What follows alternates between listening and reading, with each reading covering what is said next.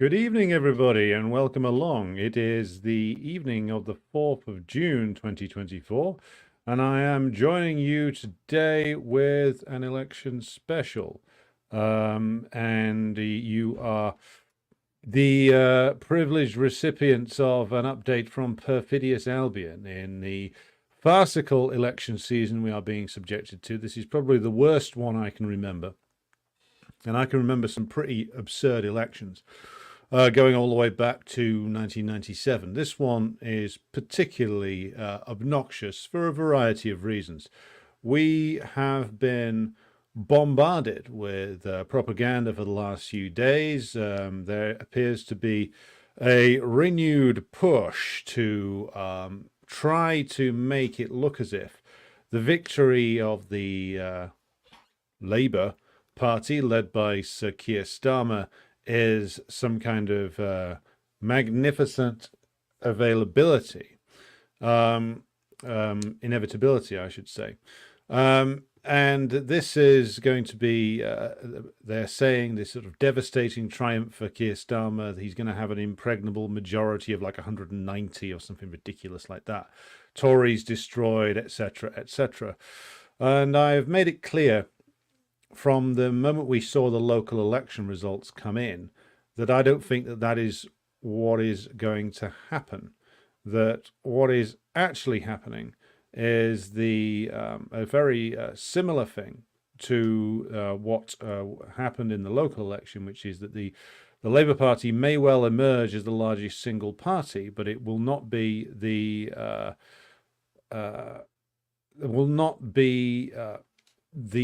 overwhelming triumph that the ruling class, or at least the dominant faction of the ruling class, seems to want to have Keir Starmer have. So we're going to be talking a little bit about that. So what they've been doing over the last few days is publishing, as I said, a series of opinion polls, which you should really put a bookmark in them for all when they come out, because they're going to look completely ridiculous. And when the election result does come in and it turns out to be essentially a confused mess of, if not a hung parliament, then pretty close to one, then the psychological operation that the ruling class propagandists have been engaged in will become rather more clear. So they've been trying to do that. They've deployed Nigel Farage. Now, Nigel Farage was saying for a long, long time, going all the way back to 2019, after the Brexit Party successfully did a number on the Labour Party and managed to help Boris Johnson secure a large majority for the Conservatives back in 2019 by essentially taking a lot of working class Labour votes across the North and the Midlands, deservedly so, considering that the Labour Party had basically given the middle finger to all those people over Brexit. Now Farage has returned, and he's going to be standing in the seat centred around Clacton. And if there was ever a place that would be amenable to him, it seems to be there. He seems to have got a fair amount of people mobilised out to greet him today. And I'm not surprised that he's come back. First of all, it's the personal ambition and ego angle is powerful here. Farage really does want to be an MP. I think he thinks he's in with a shot now, considering that the Tory vote is in severe difficulties. But also, I think he's probably been encouraged to stand by various characters in the ruling class who think that him fronting up the so-called Reform Party is going to drain more votes from the Conservatives. Now, I think that's a miscalculation.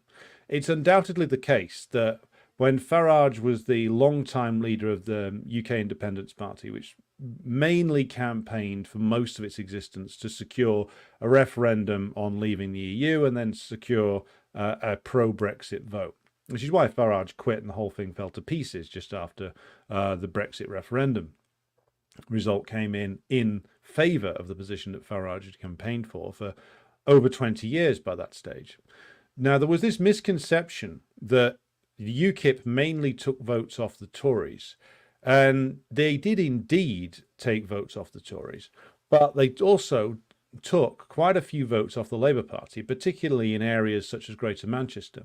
So, for instance, 10 years ago, when I was doing some, so we say, rather misguided work for my former political party in the Rochdale area, a lot of people in the working class areas there were voting for and actually getting active in UKIP. And a lot of these were people who previously voted Labour for generation after generation, going all the way back to World War II, in terms of families voting Labour. So there was a big misconception that it was just the Tories that Farage was capable of taking votes off. The Tories were more worried about it because he was capable of taking votes off them in their heartland, which was something that worried David Cameron enough that he took the decision to essentially try to buy off likely defecting MPs back in the election of 2015 by promising the referendum, which he'd never thought he would lose. So Farage is capable, or shall we say, reform now. They've been invigorated in the media sense by getting Farage to front up their campaign. Now, clearly, the people who've been encouraging him to stand in the ruling class, I think, have it in mind that he's going to take a lot of votes off the Tories, not just in the constituency he's in, but it's going to invigorate the reform campaign in a way that the clueless doofus Richard Tice, who used to lead them, never could. A very uncharismatic figure compared to Farage, who is at least a good salesman. He has a good way of conveying his points. He has a certain style about him which some people warm to. I don't, because I know that the style is only there to sell the content, and the content is bullshit. But people, given that these elections are basically just varying forms of stylistic choice over what is essentially largely the same priorities, the priorities of the ruling class, then you can't really blame people for choosing a style that it has some more appeal to them, rather than, you know, the two dullard, the dullard banker and the dullard lawyer in charge of the Conservative and the Labour parties. Farage, the bit of a lad, bit of a renegade, likes to smoke in a pub, that kind of thing. That has some appeal to people, and you need to understand that. So the question of Farage's presence is an interesting one. But I don't think that this gamble that he's being taken here by some in the ruling class, that he's going to take votes just off the Tories, I don't think that's right. I don't think Reform are standing in a lot of seats, and I think they're going to take almost as many votes off the Labour Party, or not off the Labour Party, that might have gone to the Labour Party, because they're running strongly on anti-immigration sentiment, which unfortunately is a vote winner in certain areas, and that will, I think, damage the Labour Party as much as it damages the Tories. So if the gamble was that by encouraging him to stand, they would put a bullet in the Tory campaign, I don't think that's necessarily true. I think that Labour is also going to drain votes to a variety of sources, partly to Reform, but also to the Greens. I mean, another party I absolutely despise, but they have a certain popularity with a certain upper end working class and petty bourgeois, what you would call leftist voter. And that group has been drifting towards the Green Party for over a decade now. It was all the way back in 2010 that the Greens got their first MP, and they've been growing. They've got a certain base in Brighton, where I believe we've got somebody as a viewer from there tonight. Maybe they'd like to comment. And they've got a certain base in Bristol. They have a certain base in the Manchester area as well, and have had for quite some time. They've had councillors here before as well. So they're going to take votes that might go to Labour. Now, what might do Starmer some favours is the implosion of the SNP. That might get him some seats in Scotland that he might not have gotten otherwise. But then again, you've also got the challenge posed by Alex Salmond's Alba party, who was basically saying that they're the real Scottish nationalists, not the fake ones. So again, to go back to the wild opinion polls, look, this is obviously an attempt at manipulation. I've said this, and others have as well, for months now, where as soon as they've been coming out with these opinion polls that just do not reflect what the reality is on the ground. Now, you can, of course, win a bourgeois election while on a low turnout whilst having no enthusiasm for your party whatsoever. You may win purely because the other guy has been in power too long, or the other party's been in power too long. They've done nothing to benefit the vast majority of the population. Even their own voters have turned on them. And so the opposition party, the other bourgeois party, is given the poisoned chalice by the ruling class and told to get on with fronting up what they need to be done over the next few years. So you can win an election on zero enthusiasm, but this attempt to portray it as some sort of glorious march, the ruling class is consciously trying to conjure up the image of 1997. And that's not an accident, because in 1997, the ruling class in Britain was a lot more confident. British imperialism was in a lot of a better shape. The political system still had more authority to it, though it must be said, it was draining away even back then. But it was still enough of the petty bourgeoisie and labour aristocracy still believed enough in the system, the electoral system, the British bourgeois institutions, to actually have some confidence that things were going their way, the ruling class, that is. So they are consciously trying to go back to that. They've been trying to get back to that since 2008 at the very least, in the belief they could just find another Tony Blair, if they can just find somebody else to bring some confidence back to the system again, then maybe they can have some kind of political revitalization, and they can actually do some of the things that they need to do. So the question of them pushing the Labour Party very hard has to be acknowledged. You have to address that and clearly see it as the manipulation operation that it is. The enthusiasm for the Labour Party just isn't there. A lot of people hate the Tories, but the enthusiasm for Labour is not there, as I've said before, in the same way that not in the same way that it was there for Tony Blair's Labour Party in 1997. And even that victory, I think, is overhyped in terms of the enthusiasm, but there was some there for him. Didn't last too long afterwards, though. It had pretty much gone. It had dissipated by May of 2001, when the next election was, even pre-September 11th and pre-War on Terror. So the questions, the other questions that have come up, the other points I wanted to address straight off the top, were that Keir Starmer is, of course, done his usual thing of backing whatever the strange scheme the ruling class puts in front of him.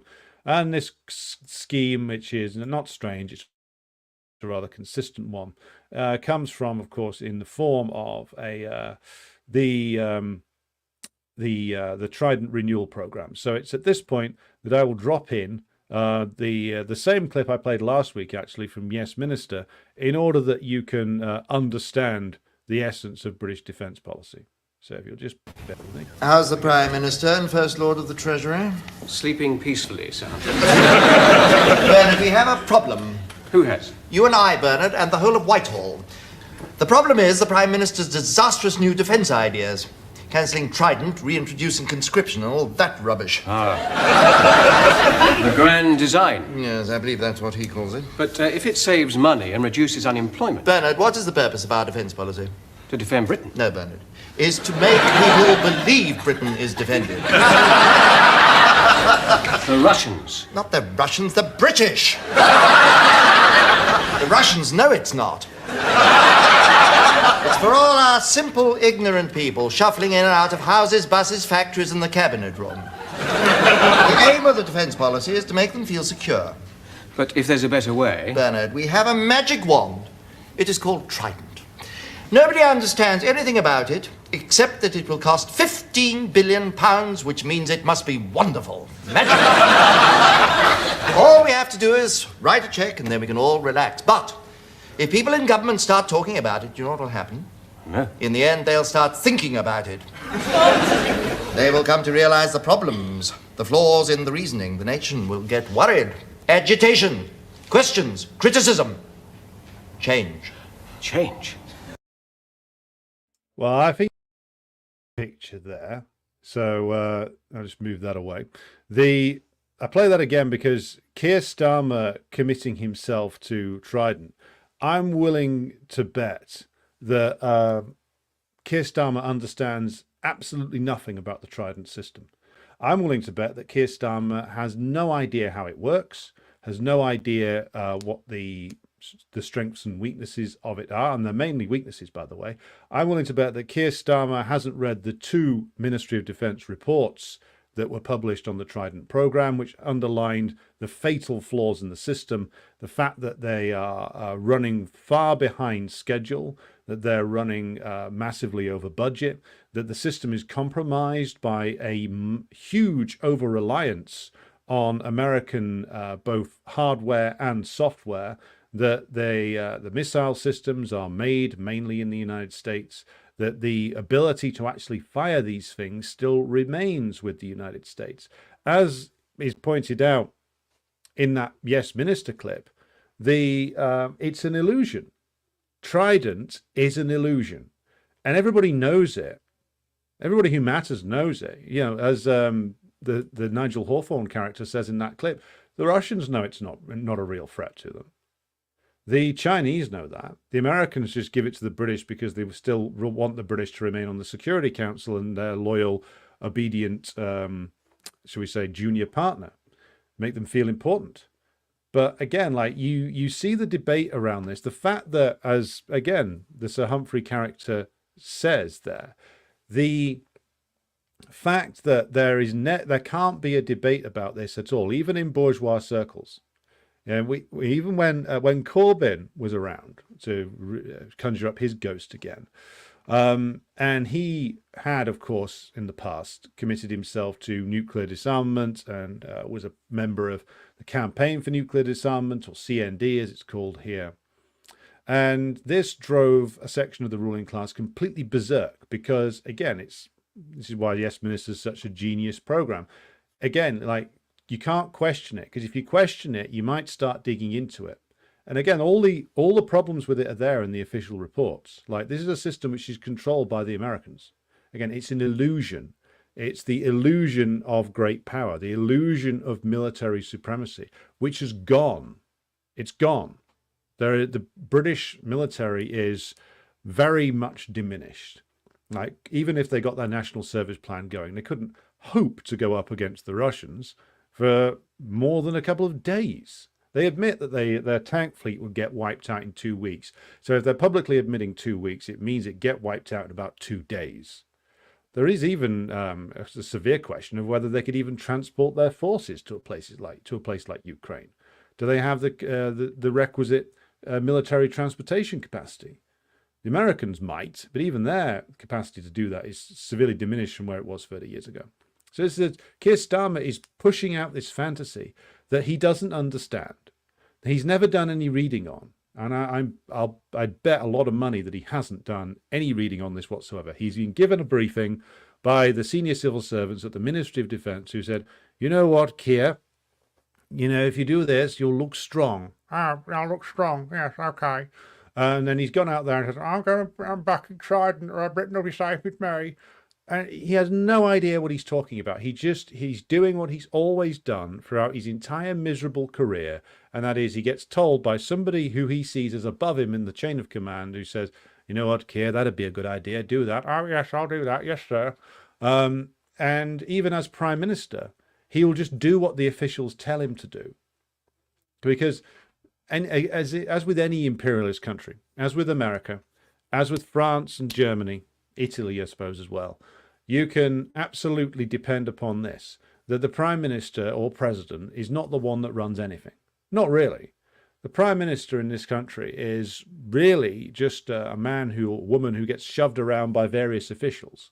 So like the Cabinet Secretary, the heads of the various different civil service departments, especially the heads of the Treasury, the Ministry of Defence and the Foreign Office, the permanent bureaucracy, that's who has a lot of influence, and these are all people drawn from the ruling class.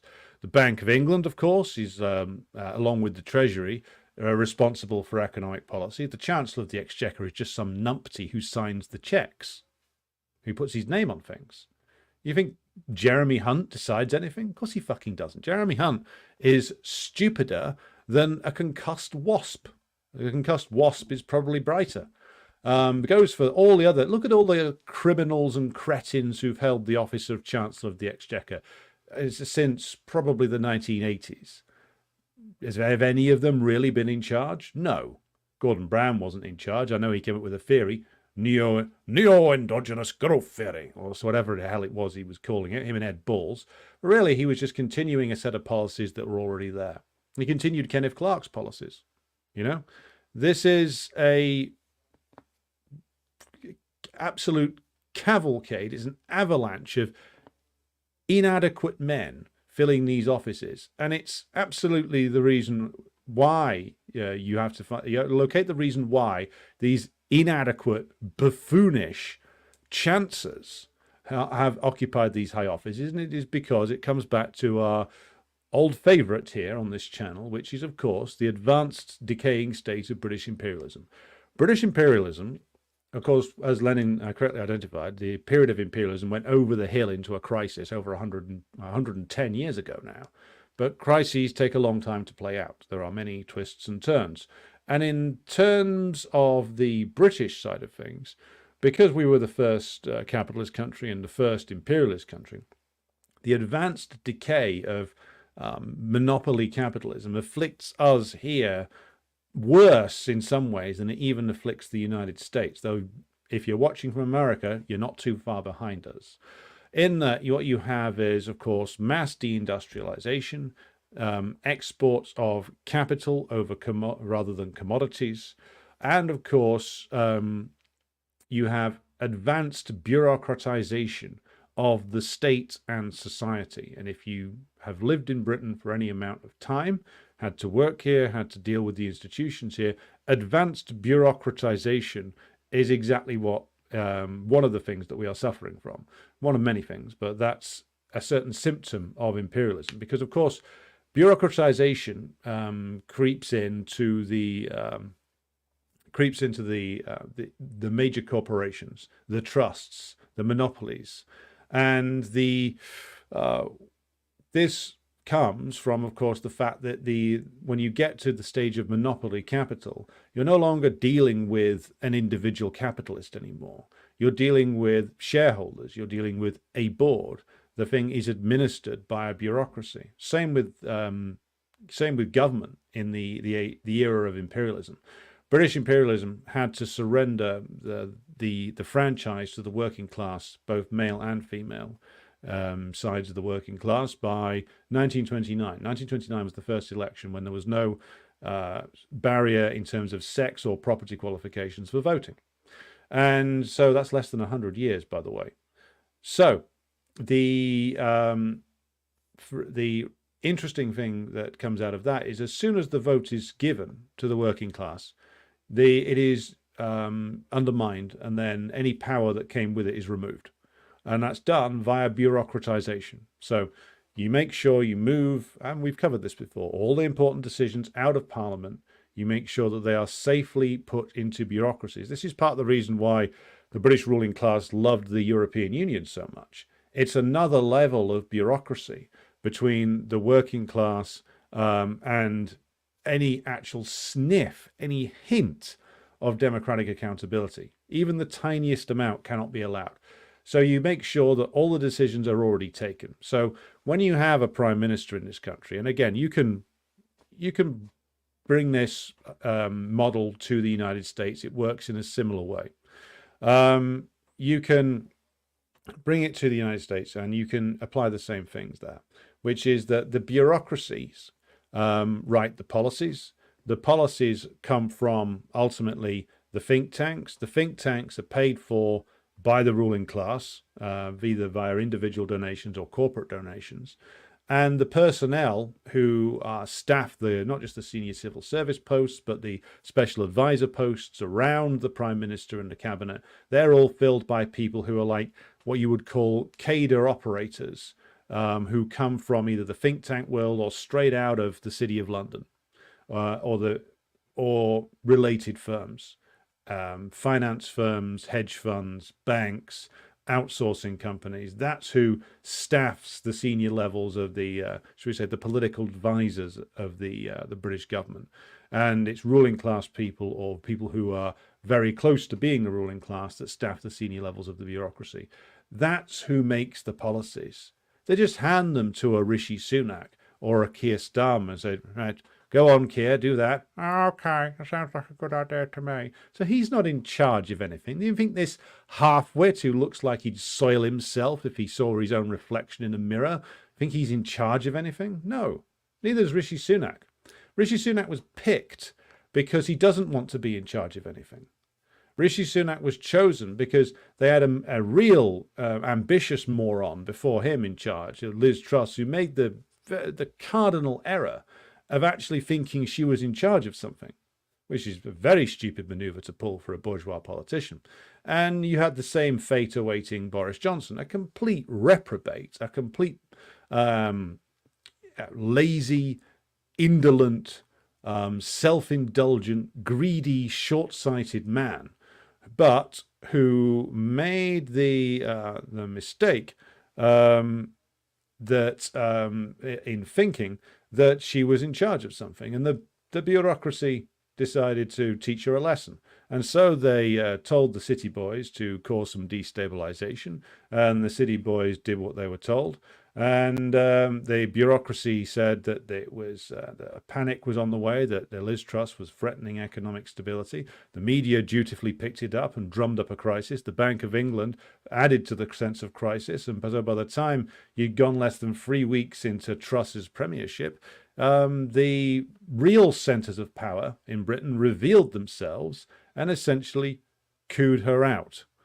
And that's the way in which you have been given a display of power in this country. And that's where it really lies. So be in no doubt that this election is an absolute fucking farce. Keir Starmer is endorsing a series of farces that, of course, he knows on one level that he's not in charge of jack shit, but he's happy with that. You know, he wasn't really in charge of much when he was director of the prosecution service, but he's a bureaucratic player. He just wants to look as if he's in charge of something. He's no ambition to actually run anything. He'll just do what he's told. And that's the British bourgeois system now. This is it. This is the way it is. And the way in which that this election will be conducted is, of course, because the system is in a deep crisis, as we've covered before. They desperately want the strong Labour government to come in so that they can use their relationship with the trade union movement in order specifically to squash working class resistance, as the trade union leaders have done before. And so nothing serious will get discussed on all the important issues, whether it's the economic trajectory of the country, whether it is the state of the world in terms of the way in which that the British government is engaging in regime change operations all over the world.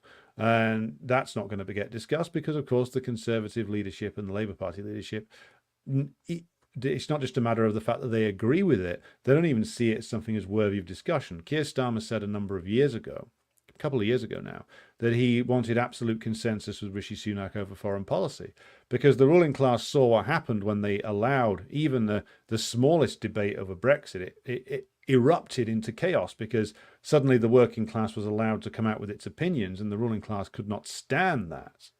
And therefore, they decided there would never be, as far as they could help it, any kind of debate over these things again. So, we now will turn to the questions and comments that have come in. But before I do that, just much in the manner of Columbo, one more thing. Keir Starmer's other big announcement this week was the fact that he is going to continue the policies of the Blair government, and indeed the Cameron government and the Johnson government and the Sunak government, which is, of course, the private finance initiative, which is a way of stealthily privatizing the state assets in Britain.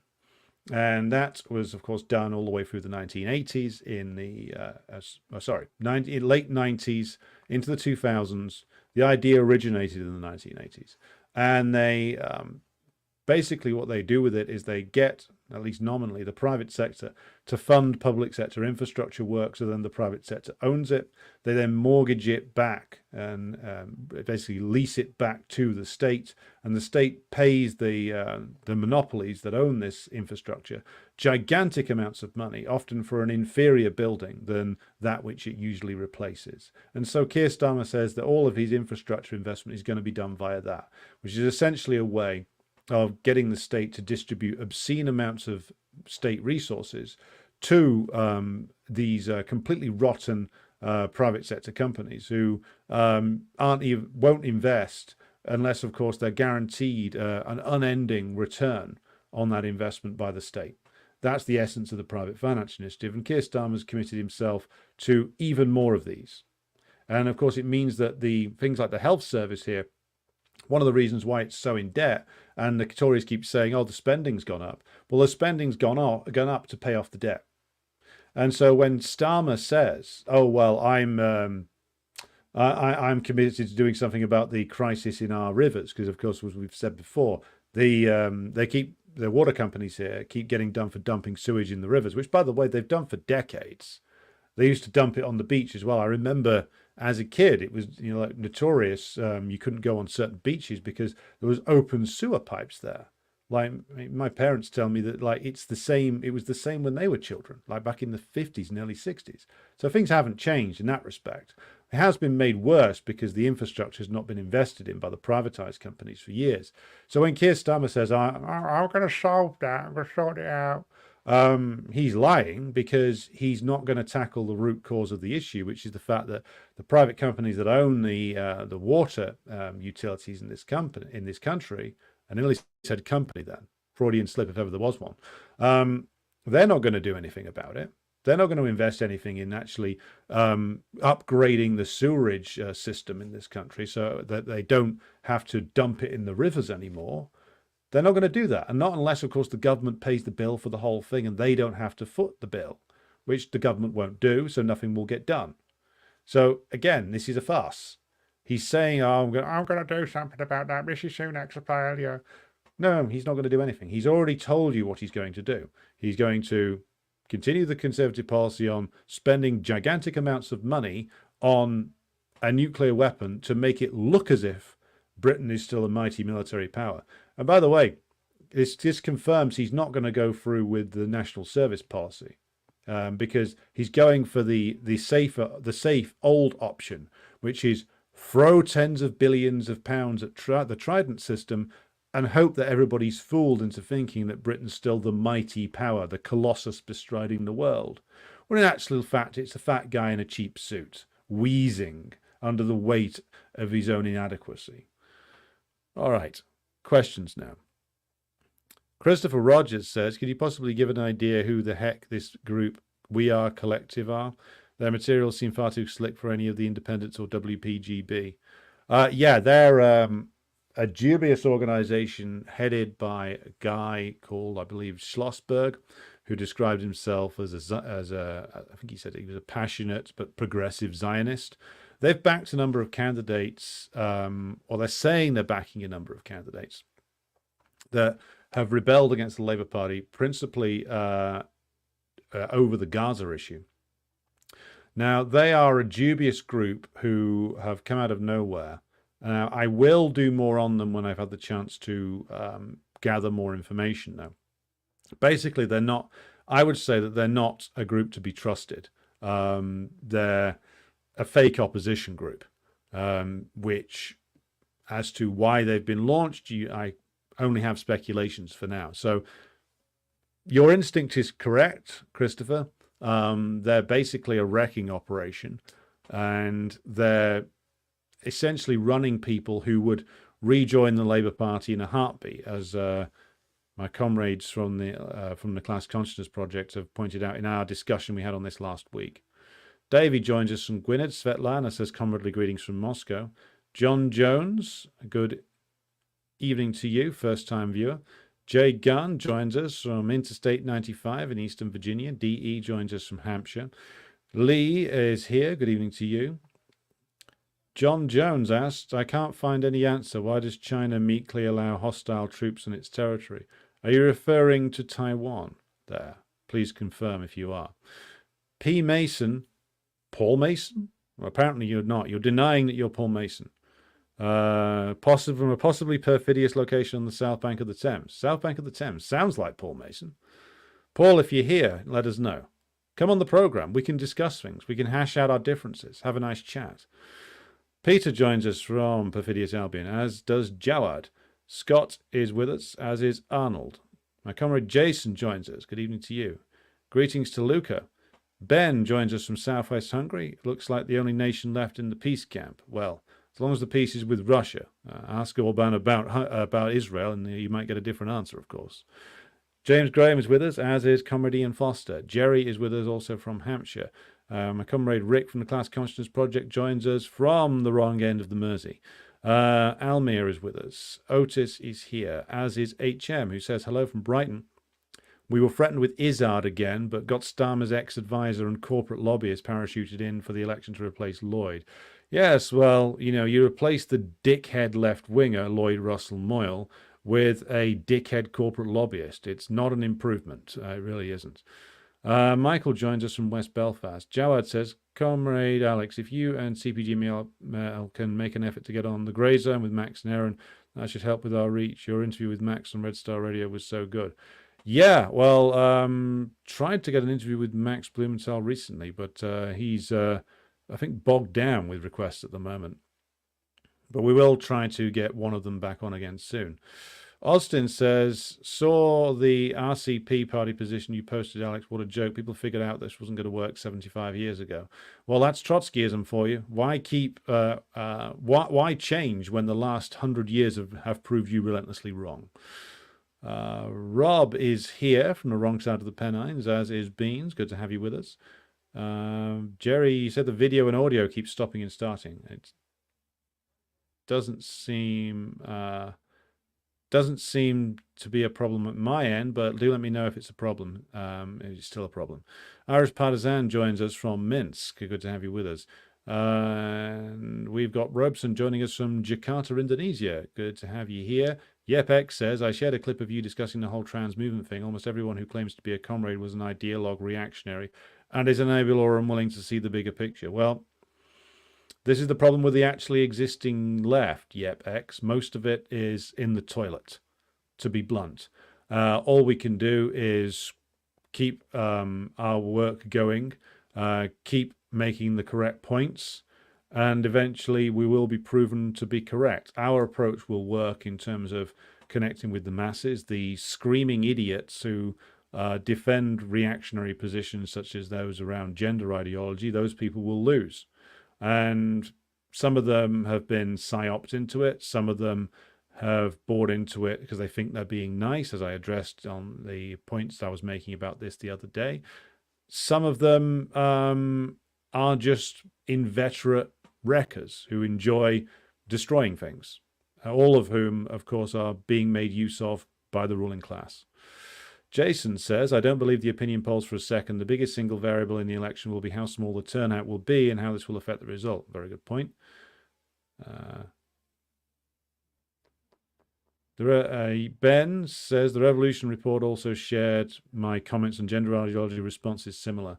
Well, every time I make an advance on X, as it's now called, I repost the CPG-BML party pamphlets on identity politics and gender ideology. And I'm going to keep doing that at least once a month because the time has long passed to be absolutely open about this and to not leave any doubt as to where you stand, because you can't fudge that issue. And some people who I've noticed a trend with people who don't want to defend gender ideology anymore, but they don't want to come out and openly critique it. So they'll just say, oh, why are you talking about that? It doesn't matter. But it does matter. Because where you make a mistake, where there is a mistaken position, it has to be critiqued properly and addressed. Otherwise, people don't learn anything. And it's a classic thing from the British and the American left, when something becomes too toxic to defend anymore, is just to pretend that you never said it and try and move on. Well, I'm not going to accept that, nor should anybody else. The proper Leninist way to address errors is to admit to them and critique the errors of your organization, if it's made any, or the errors of you as an individual, not to gloss it over and pretend you didn't do it, which is what all the Trotskyite groups do. It's what Trotsky himself did, so they're entirely consistent in that. Not a Pacifist says, hello, comrades, and I say hello back. HM says, Sky News put a countdown clock on a poll reveal like it was the election result. The presenters were giddy with excitement. Yeah, because that group, that what I'm gonna call the propagandists, the officialdom, the power structure of the ruling class in the media and entertainment industries, the bulk of them are really in to the idea of a swing to the Labour Party. They've really invested themselves in it because it's what the ruling class want, or the bulk of the ruling class wants. A minority of the ruling class, not a big minority, but a sizable one, do actually favour a more radical authoritarian government than even Starmer will provide for them. They favour crackdowns. They favour like the more open, naked Bonapartism. Whereas Starmer's will be a sort of still dangerous and anti-worker, but it'll be they hope, a slightly smoother form of authoritarianism, a smoother form of Bonapartism. Some in the ruling class, a minority, generally the sort of Daily Mail types, favour a sort of a move towards fascism, but the bulk of the ruling class don't at this time. They may change their minds in a few years' time or a few months. But yes, the reason why those presenters are giddy with excitement is because these people's job is to absorb the ruling ideology and to present it to you and try and bring you along with it. That's why they were presenting a fucking poll reveal like it was the result. They're trying to present you with a fait accompli. They're desperately trying to conjure up what the ruling class wants and conjure it into reality. And it's quite revealing. So I'm glad they're going as far as they are with it. Luca says, in a constituency with only Labour, Tories, Lib Dem and Green, is abstention the best option? Go to the polling booth and write Stalin on the back of the ballot paper and put it in the box. That will be my recommendation. But yes, basically, spoilt ballot or abstention. If it's Labour, Tories, Liberal and Green, there's nothing good there. Ross joins us from Port Glasgow. Michael asks, were you in London for the drunken fascist Tommy Robinson march? Didn't realise he'd had one. But there you go. Hello to David Greenwood, who joins us. Hello to Abtin. Steve Fred Johnson says, is there a party outside the UK who espouses your line? If not, can someone outside your nation join and under your leadership be an international branch member? Well, I would recommend to you checking out the World Anti-Imperialist Platform. I will drop the link into the description here. So you the chat here, so you can look at it. I would recommend looking at that. That's an international organization which is dedicated to anti-imperialist politics. You may find a party who's signed up to that closer to where you are in the world, wherever it is you are in the world. And you can support one of them, perhaps, if it's closer to you. Hello to Slava, who's joined us. Christopher Rogers says, any focus on Sian Berry would put many off the Green Party. This is a woman who pushes cultural nihilism and called the Labour left anti-Semitic. Well, if you focus on the Green Party at all, you tend to find some rather disgusting reactionary things about it, as always. Ben says, can you tell us what your analysis is on the overall British situation? Bad economy, talking of national service. Radican says he isn't afraid of Russia, trusts NATO's power. He trusts the US's power. Look, the British military situation is summed up by the fact that Keir Starmer has made his centerpiece announcement for this week, the fact that he backs the continuation of the Trident nuclear missile system and the spending of X number of billions still to be decided upon renewing the submarines and the missile system. That tells you everything you need to know about how the ruling class actually sees things, because they just want to continue the illusions. That's it. They want to continue the illusions. They don't want, really, I mean, a minority of them do want national service, and that's gone up probably since 10 years ago. 10 years ago, no one was talking about it. Now a section of them are. That section may increase. But the bulk of them just want Keir Starmer to come in and put everything back in order again. And that includes the renewal of Trident, getting back into the EU, which will be his big priority, and trying to reverse course on what's gone on since 2016. That's his job, to put the wine back in the bottle again, as the ruling class would see it. It's not going to work, of course, because you can't do that. Once an event has taken place and unfolded in the world, it has changed things. And so therefore you cannot go back to the past, no matter how much you might desire to. That goes for the ruling class. It also goes for the left, who desire to return to some kind of strange version of social democracies gone by, be they Swedish or the British variety. Radakin babbling away and saying he isn't afraid of Russia. Well, he should be. But he said he's hiding behind the Americans. Like the Americans and the Russians in nuclear terms. I mean, Putin says they have strategic parity. There's an argument to say that the Russians have edged ahead.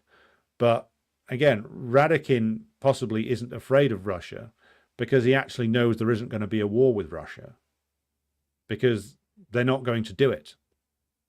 And people will criticize this for me being complacent or something, but it's not complacency. You analyze what Britain can do, and it can't have a war.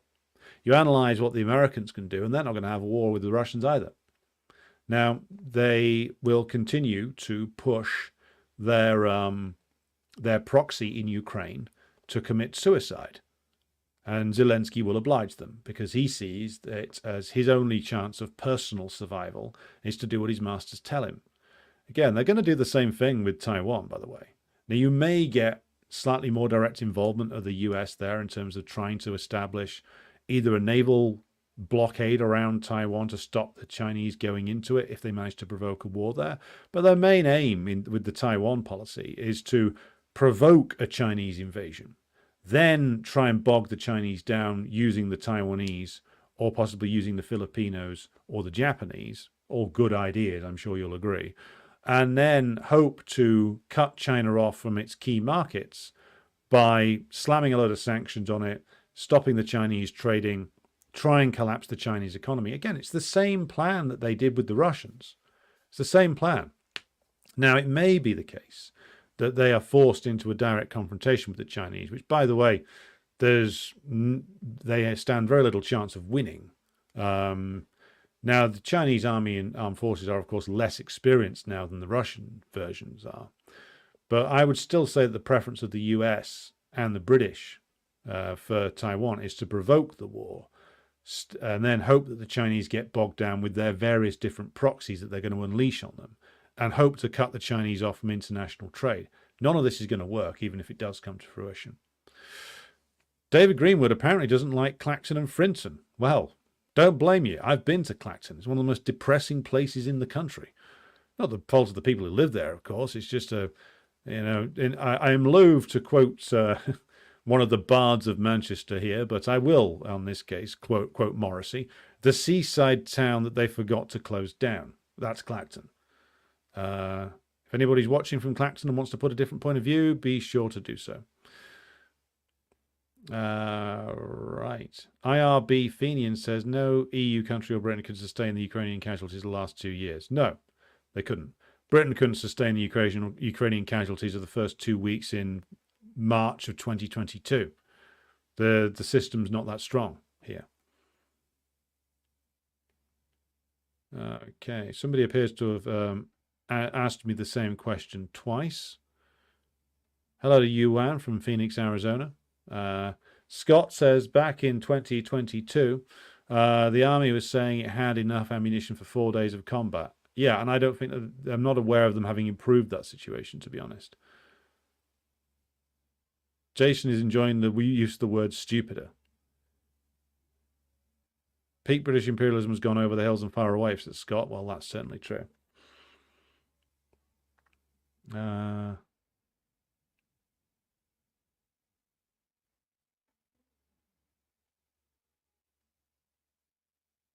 IRB Fenian says, Truss thought she had a little bit of economic autonomy. Took less than a month to clarify that. Is there a point in the British electoral system that a voter turnout can be considered invalid? No, there's not. There's no law, as far as I know, that would actually prevent even a 1% turnout of being regarded as valid. Bear in mind, there's been council elections where the turnout's been around about 30%. So there's no law that says they have to have a certain percentage of a turnout. They don't want that. Svetlana says, Liz Truss was hilarious when she visited Moscow, dressed up like she was starring in Dr. Zhivago in those furs. It was far too warm. How we all laughed here in Moscow. Yeah, she was dressing up. It was the style she was going for wasn't so much the Dr. Zhivago movie. It was dressing up as Margaret Thatcher did in the 1980s when she visited that rat Gorbachev in Moscow. That's what she was doing. She did a series of photo calls before she got into power where she dressed up like Margaret Thatcher. Again, to tickle the fancy of the various sort of Tory voters who eventually would vote her into power. She was going to go all in on saying, I'll make the best of Brexit and do basically a Thatcher impression. And it worked. For her election, of course. Didn't work in terms of her being able to do anything because she quickly was brought to the realization that that the machine would not accept her. And the left, of course, the petty bourgeois left here in Britain celebrated that. I thought it was a great learning experience because it showed you, it brought the people who were really in charge and how they run things into full view. I may revisit the Liz Truss affair because it's a very important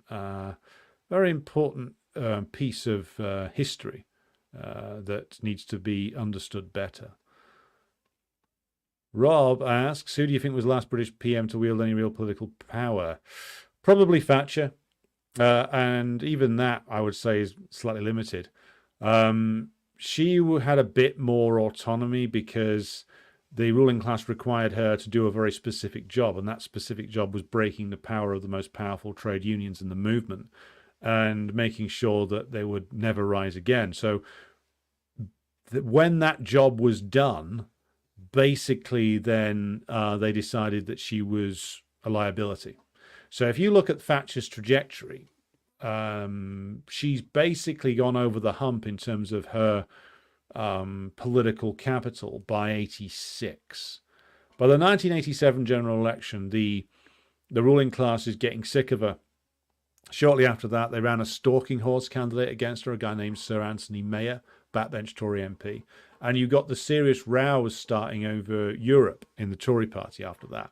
Prior to that, Thatcher had been a big EU integrationist. But when by 89, it was obvious that Germany was going to be reunified on a capitalist basis, the British ruling class split on the EU started to really become a big problem because Thatcher was recorded as saying in a meeting with Mitterrand, well, if Germany is reunified, they're going to control the east of Europe, so what are we going to have? So there was suddenly the British were confronted with a unified Germany that they thought was going to dominate all of these Eastern European states that had gone through a counter-revolution and had restored capitalism. They were going to return to the orbit of the traditional regional imperialist power, which of course the Germans represent that. It didn't turn out quite that way, but it did cause a damaging split. And so, again, by 87, 88, the ruling class have decided that she's done. She's done the job she was brought in to do, which is to sort of personify and lead a sort of a renewal of the Conservative Party based on the votes of the most, shall we say, strident parts of the petty bourgeoisie and a section of the working class. Build a coalition around that, deliver a defeat of the National Union of Mine Workers in particular. And once she'd done that and secured the defeat of the working class in those battles, with the active assistance of the trade union leaders and the Labour Party, of course, then the ruling class decided that she was done. And so they were looking to get her out probably from about 86, 87 onwards. And then she was gone by the end of 1990, she was gone by. because in the last few years she was sort of bogged down with controversies. Her own cabinet started turning on her, and the root of the problem was Europe. Because again, Thatcher represented a certain sort of petty bourgeois nationalism, which was useful for the ruling class when they were needing to secure the allegiance of the petty bourgeoisie and some of the upper end working class voters to build an election winning coalition in 79 and 83. When the job had been done on the working class movement, though, they decided that they'd had enough of her, bring in somebody who will be more pliable, and so you get John Major, a man who was very much just a creature of the system, just did what he was told. Of course, he was plunged into crisis because, again, then they found somebody else. They decided that they needed somebody else in the form of the Labour Party and Blair, who would essentially be better at reviving the system by bringing more authority back to it, because the Tories have been there too long. So again, this is the cycle that we've been on. But to answer Rob's question, Thatcher was probably the last one, and that was because they needed her to have a bit more autonomy. They haven't needed it since then. Jonas asks, what do you do when you live in a country when the words Russia and Soviet Union makes people become rabid reactionaries? Well, you start the long, slow process of dispelling bourgeois propaganda. Rather easy to say, harder to do. Much harder to do. It's not an easy path that we're on, but it's the only path available to us. Of undoing that propaganda will come quicker than you think. When people are hit in the face by severe changes to their material conditions, as people are being now, like you can find the propaganda collapses quite quickly when it's put under stress. It can only exist in its undiluted form when it's not tested by people's material reality. Michael correctly says GB Energy is another scam. Yeah, that's Starmer's scam energy company. He says we're going to have GB Energy, which is going to fund the green transition. What it's going to do is going to hand out state money to fraudulent green tech operations. It's not going to reduce bills at all. It's just a money handout to the private sector. Jason says Southend-on-Sea had Victorian sewers which ended not far from the low tide level. The smell on some days when the tide was out was awful. Yeah, same with Blackpool. Same with a lot of places that are on the coastline. The old Victorian sewer just spat straight out into the sea. And they've not improved them in over 100 years.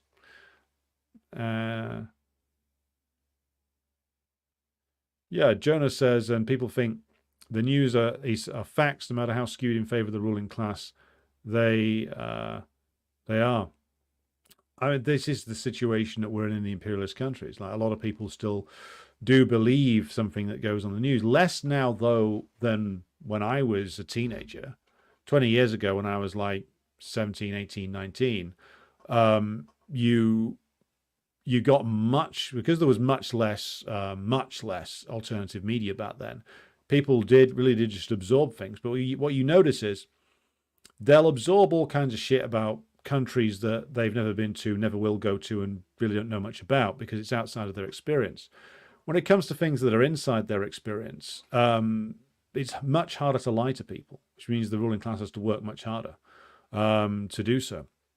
So this will get undone. I mean, with the correct level of organization, which is, again, it's not an easy thing to do, but we can undo these things. Look, if the Russians could undo the power of the Orthodox Church back in 1917 and the Tsardom, and the power of Russian, shall we say, petty nationalism, then we can undo the power of the bourgeoisie here. It's not easy, but it will be done. Two Sugar says you can't do an impersonation of Starmer because there's nothing to impersonate. Oh, there is. It's just not very good, you know. Almir says Sunak and Starmer debate soon. I'm sure that'll be enlightening and very informative. Yeah.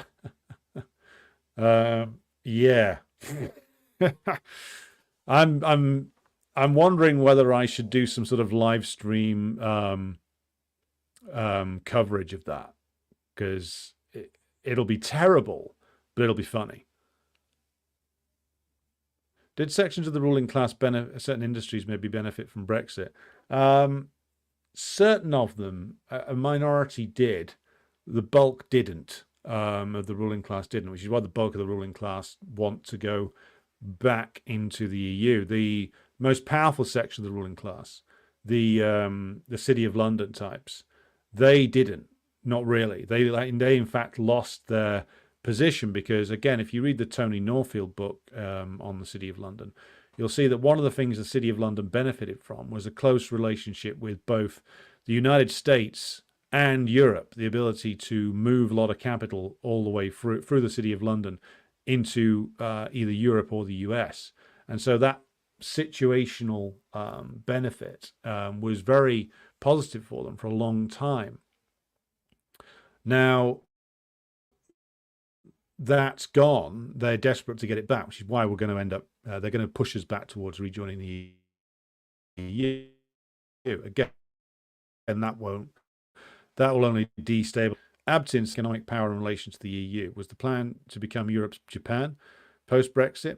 The plan was to become Singapore on Thames, if you believed what the likes of Sir David Frost and the other pro-Brexit cabinet ministers wanted. The idea was to become a hyper-financialized economy, even more so than we were already, with elements of high-tech production in there as well. But that was the plan.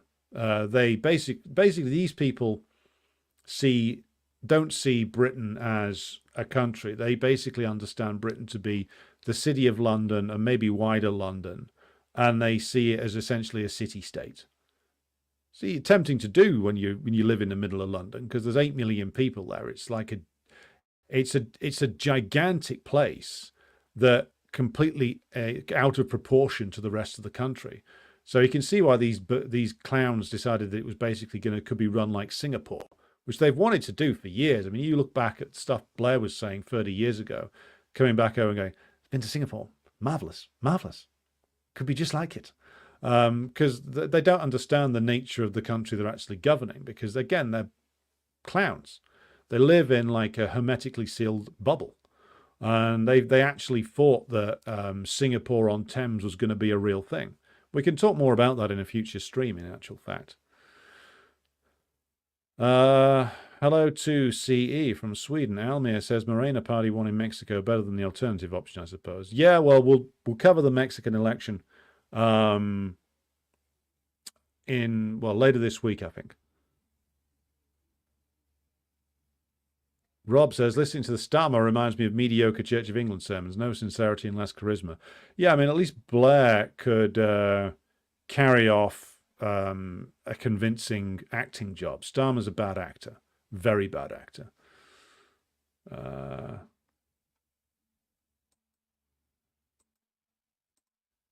Slava says, similar to identity politics, a bunch of people who are pretending now they were never pro-lockdowns or mandates. Yeah, or pretending that they were, or saying it's just not important. You know, that's the thing. Art Vandelay, George from Seinfeld? So it says, so my wife's a Trotskyite. Is there more to that, or am I supposed to guess? James Goblin says, speaking of Wikipedia, its founder is openly anti-communist. He publicly declared his anti-communism at least a couple of times. Yeah, it's a completely propagandistic operation. Don't rely on it for anything even vaguely political. Might be reliable for certain other things, but anything politics related, you're just going to get a load of anti-communist tripe. Almir says, I used to be a trot, I didn't even know it. Well, that goes for a lot of people. You absorb Trotskyite points of view without knowing it. I mean, I was a conscious trot, probably worse. But it did encourage me to actually go away and read all the things that Trotsky actually wrote. Then you discover the glaring inconsistencies, the absolutely ludicrous things that he actually said and wrote, such as calling for the breakup of the Soviet Union in 1938. Look it up, he said that, by removing Ukraine from it. Well, who do you think would have benefited if that had happened? His name begins with A, and he lived in Germany, and he was a failed watercolor artist. So yes, you read. The more you read of Trotsky, the more you realize that this is a fundamentally ridiculous individual and a dangerous one as well. And so trot groups don't actually encourage their members to read much Trotsky. They encourage them to read the words of the great leaders, you know. Whereas with us now in the CPG-BML, we encourage everybody to read Marx, Engels, Lenin, Stalin, Mao, read all of these great leaders and great revolutionaries in order that you can understand them properly, in order that you can be a thinking advocate for a communist politics, a thinking cadre of a communist party. Don't want people who are just following the words of some great leader who sat in London somewhere, or writing in the kind of interminable garbage that the trot leaders do. No, we want people to understand the Marxist-Leninist system of thought as a system of thought and be able to apply it. As Che Guevara says in his work on the cadres, a cadre is somebody, or should be somebody, who knows and understands the position of the party, who knows and understands Marxism, and can creatively apply it in his or her own circumstances. That's what you want. You don't want somebody who has to defer to HQ or just has read a bastardized version of a bastardized version of a bastardized version of Trotsky, who himself was a ridiculous and bastardized version of a Marxist. You end up with that. You end up with all kinds of clueless shit going on.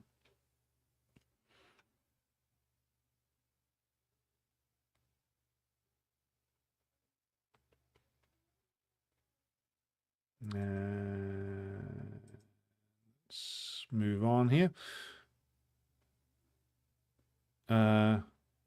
If there is a WPB candidate on your ballot paper, then use your vote there. I would say interrogate the WPB candidate first. The WPB is running some very decent people.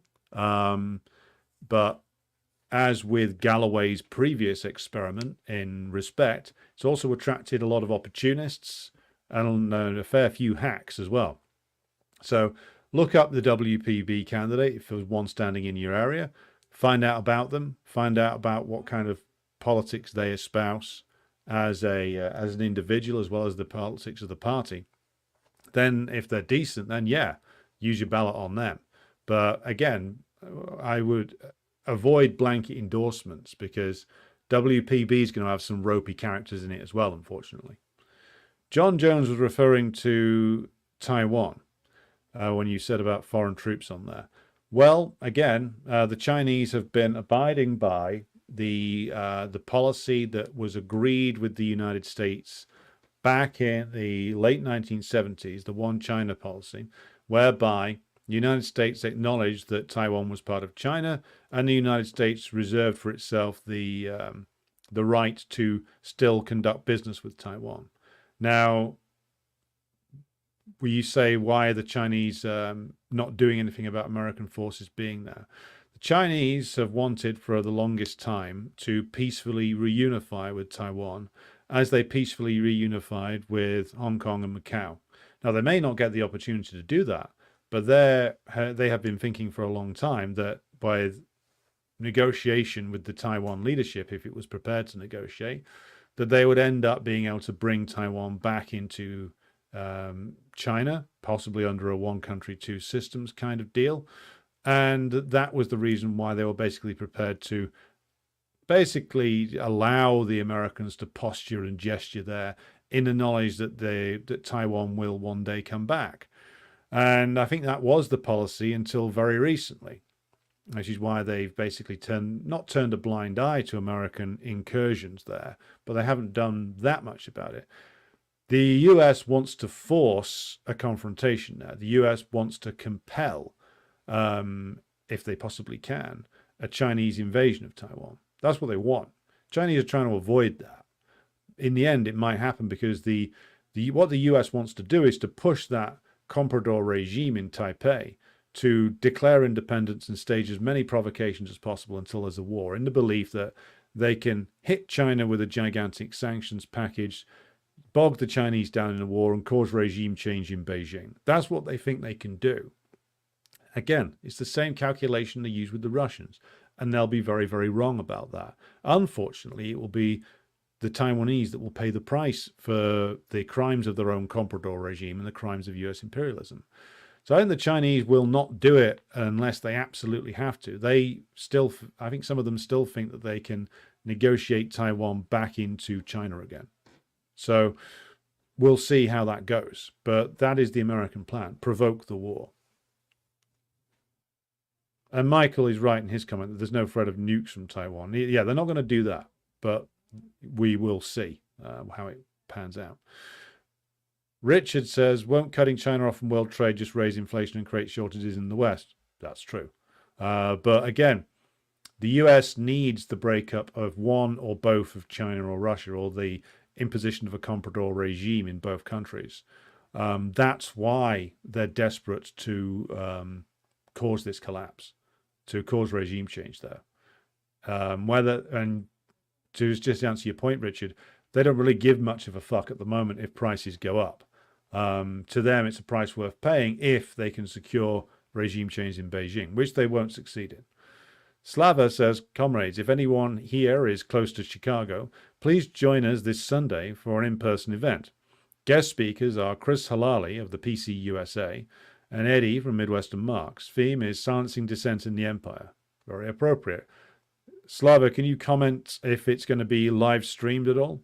Be interesting for those of us outside of the USA to watch that. Hello to Spurious Furious, who joins us. Peter says, the Truss affair is very illuminating. For a moment, our real rulers were forced to reveal themselves.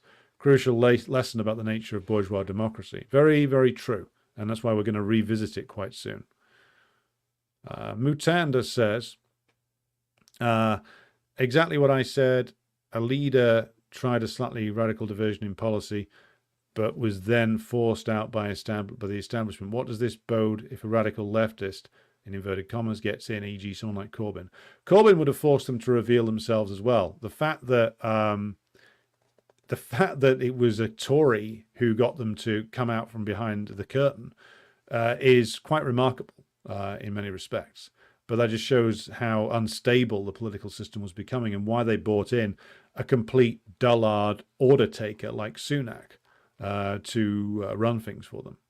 Christopher Rogers says, just remember the City of London has a full-time speaker in the House of Commons. They sit just below the speaker. Interesting.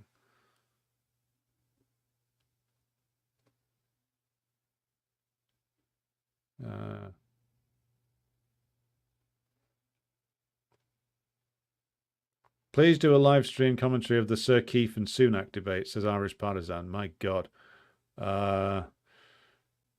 Maybe I'll have to. Maybe I'll have to. Yeah, Abtin, you're right to laugh at the idea of Singapore on Thames. But that was that was a serious idea that they had. Eric says the entire reformist left is Trot compatible, if not Trotskyist. That's very true. J. Londonono says, have you done deep dives on the Green Party? I seem to recall you doing so, but I'm not sure. Would it be appreciated if not seeing a lot of nonsense, RE called protest voting from left Labour voters? I'm going to look at their manifesto.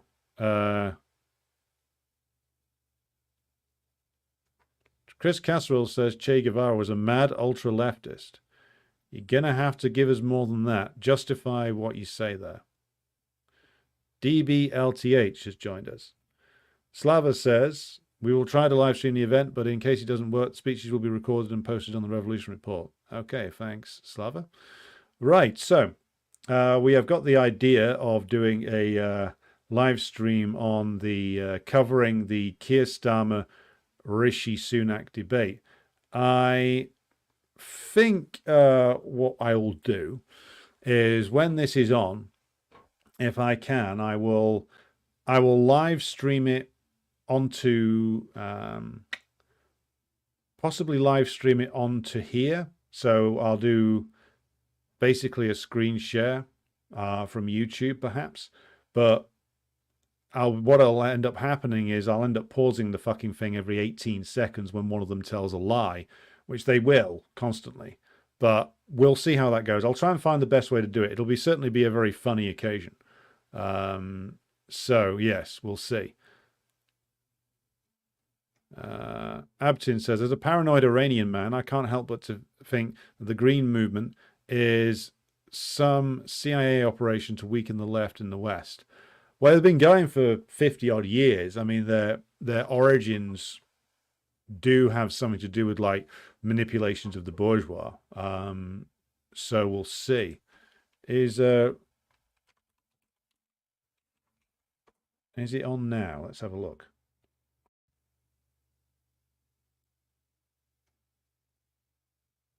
Right, so they're on now. Right. Well, I can't do it now, so what I'm going to do is I'll do a review of this tomorrow, because I got to go and do some other things tonight. So I'll do a review of that tomorrow. We'll go. I'll get the video and we'll go through it bit by bit if there's enthusiasm for that. And then that will probably take us about 4.5 hours. So yeah, that's going to be fun. So yes, come back tomorrow for my review of the Sunak-Starmer debacle. It will be all kinds of fun, I guarantee it. All right, so thanks to everybody who's tuned in tonight. Be back with you tomorrow. What we will probably do is trying to work this out now. We'll probably do it at the same time tomorrow, and yeah, it'll be a right barrel of laughs. So thanks to everybody who's tuned in. Come back tomorrow at the same time for more of this, but I'm now going to throw you over to a musical accompaniment.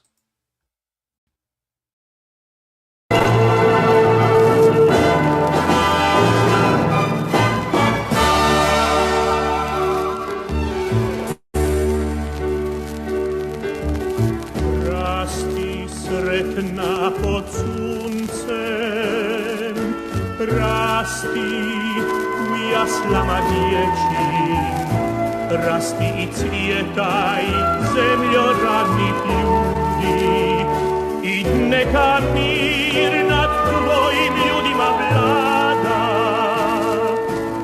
mir tvojim lađama napučini i tvome danu što se vedar budi. Rasti sretna da svi narodi vide, da strana svih sa juga i sjevera, kako se rađa i kako se voli, kako se brani zemlja proletera.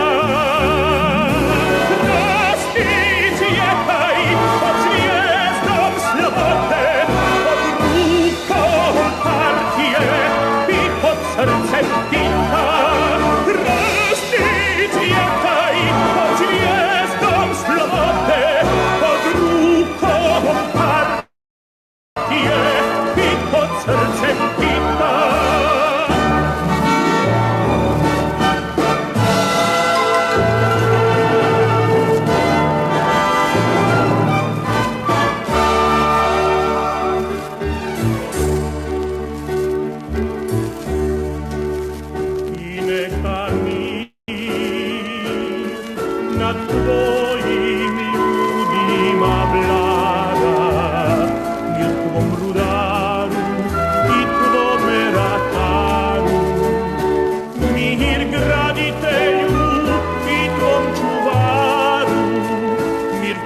Sreći u vodi i u zraku, u pjesmi strojeva i u sjaju žita.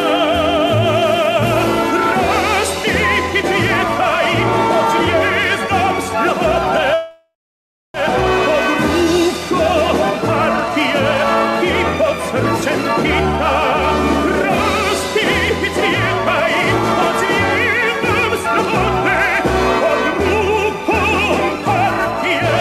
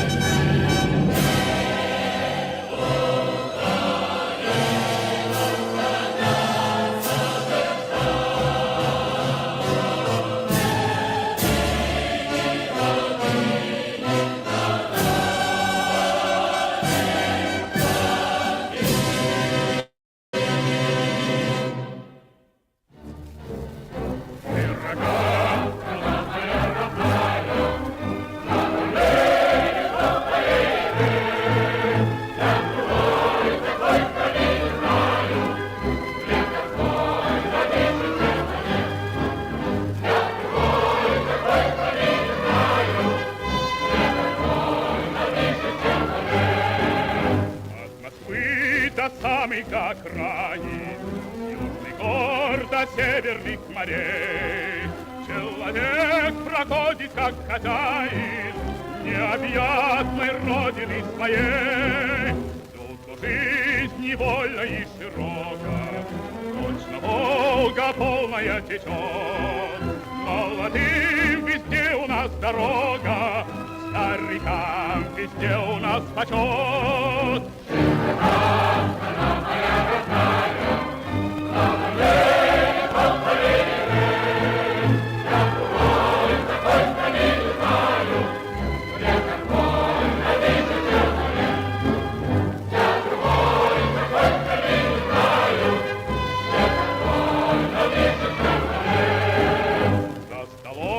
Никто у нас не лишний, по заслугам каждый награжден. Золотыми буквами мы пишем всенародный сталинский закон. Этих слов величие и славу никакие годы не сотрут. Человек всегда имеет право на учение, подвиг и на труд.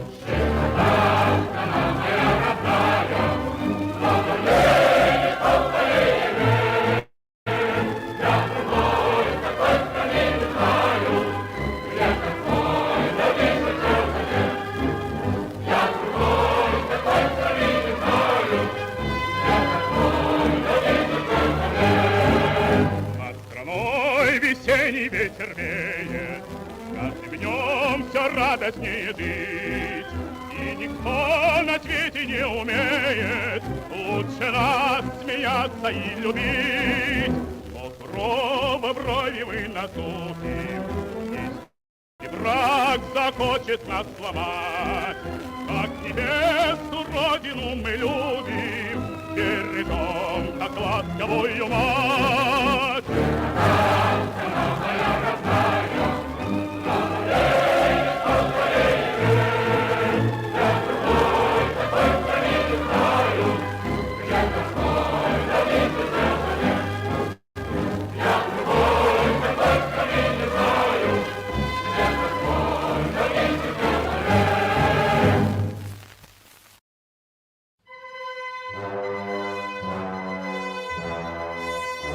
Sia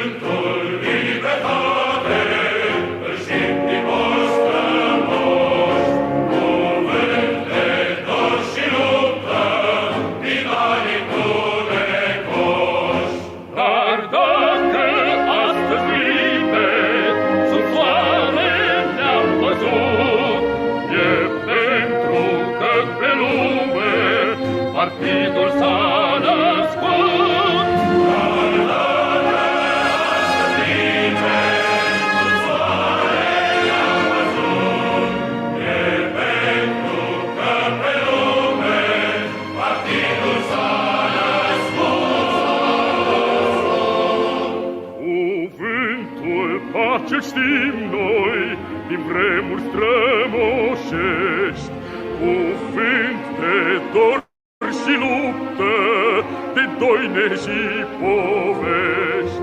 Dar dacă astăzi pacea e lege și scut, e pentru că pe lume partidul s-a născut.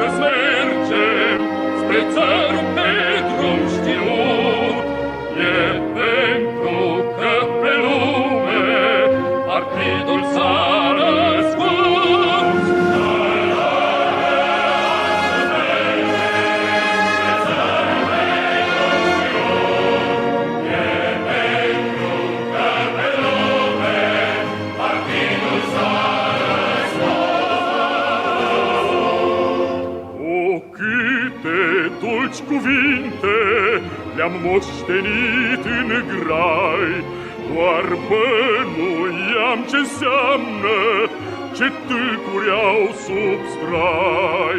Dar dacă astăzi tâlcul de plin l-am priceput, e pentru că pe lume partidul s-a născut.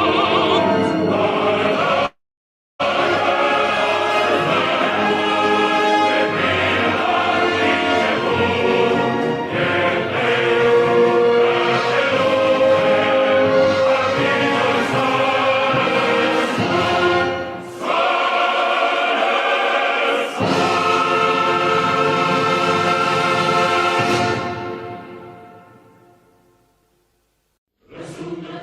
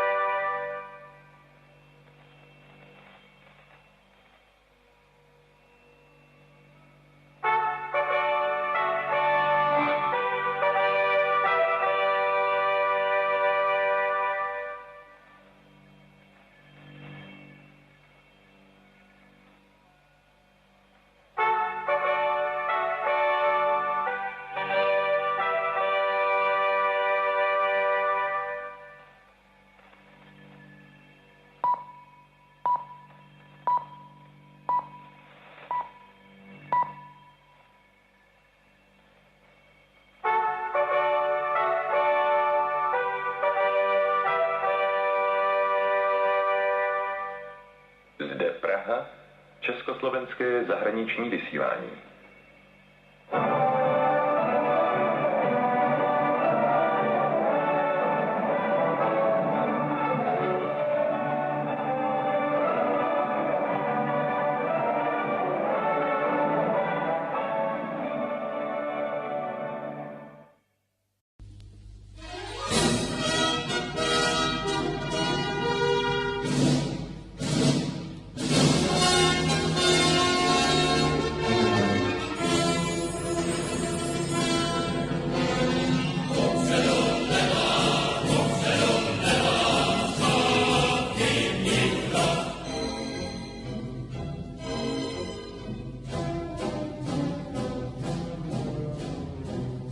Rozbił czas, a oni nadziejemni, swobody słońce, wyszli z obradu.